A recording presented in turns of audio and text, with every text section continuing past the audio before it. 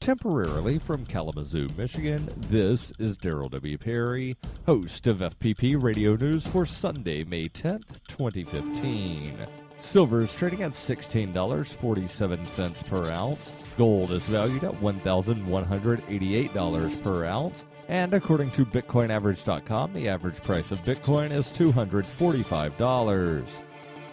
Antiwar.com reports those Saudi military officials haven't been exactly clear on whether the proposed humanitarian pause in Yemen is going to actually mean a halt in airstrikes against the country. They are still piling demands on the Shiite Houthis, the target of their attacks. They are saying that the Houthis will have to fully cease all fire in the country and refrain from any movement of troops or artillery during the 5-day period, and that the pause will immediately end if they don't. The 5-day pause is scheduled to start at 11 p.m. Tuesday night, with an eye on allowing some humanitarian shipments into the country during the period. It is unclear if this will include easing the naval blockade on such shipments. Saudi military spokesman Brigadier General Asseri continued with the mixed messages on the pause by talking up a new round of attacks against the Houthis, saying now is not the time for calm, it is time for punishment.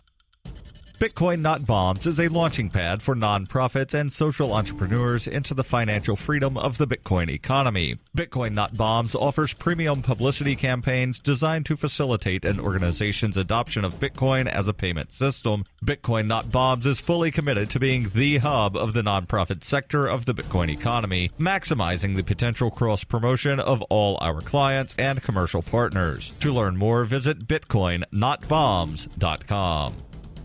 UPI reports a Missouri woman with the backing of the Satanic Temple is challenging the state's abortion laws that require a waiting period, stating they violate her religious freedoms and the state's Religious Freedom Restoration Act. Mary Doe filed lawsuit on Friday in Missouri Circuit Court against Governor Jay Nixon and State Attorney General Chris Koster after she went to a Planned Parenthood in St. Louis for an abortion. She was told she had to wait 72 hours per state law and was offered printed information and the chance to see an ultrasound of the pregnancy. In turn, Doe handed them a prepared letter. The letter begins, "As an adherent to the principles of the Satanic Temple, my sincerely held religious beliefs are, my body is inviolable and subject to my will alone." The lawsuit said Doe's decision for the abortion was based on her deeply held religious beliefs that she alone should be responsible for making decisions about her body and is in violation of the so-called Religious Freedom Act. The Satanic Temple is a non-supernatural religion with public lobbying efforts focused on the separation of church and state. The Satanic Temple is known for sparking controversies that include erecting satanic Christmas displays and handing out satanic literature in Florida public schools.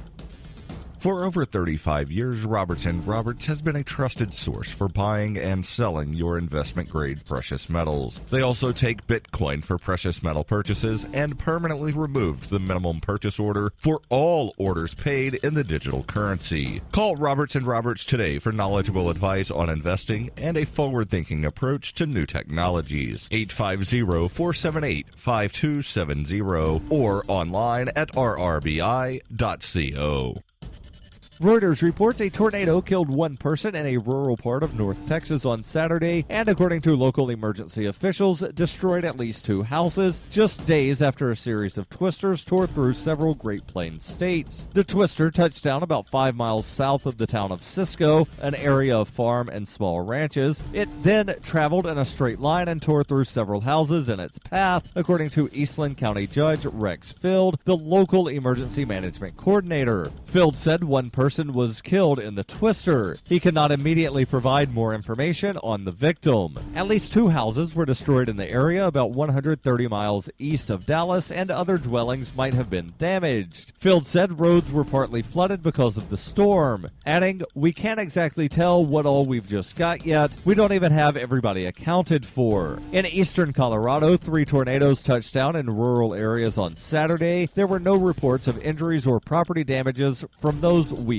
twisters. Tornadoes also touched down on Saturday in western Kansas and along the border with Oklahoma and Texas, but no injuries were immediately reported, according to meteorologist Liz Leitzman of the Weather Service's Storm Prediction Center.